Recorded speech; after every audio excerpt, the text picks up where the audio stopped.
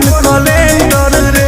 सरकार के नहीं रंगदार के अदालत हो करे के पड़ी सरेंडर रे। सरकार के नहीं रंगदार के अदालत हो करे के पड़ी सरेंडर रे। का बुझली सर?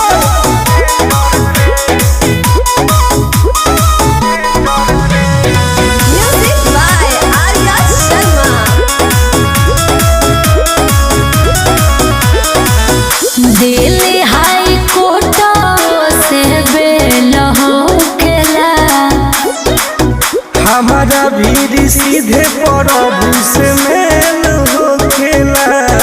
अच्छा रहना देखो। हाँ दिल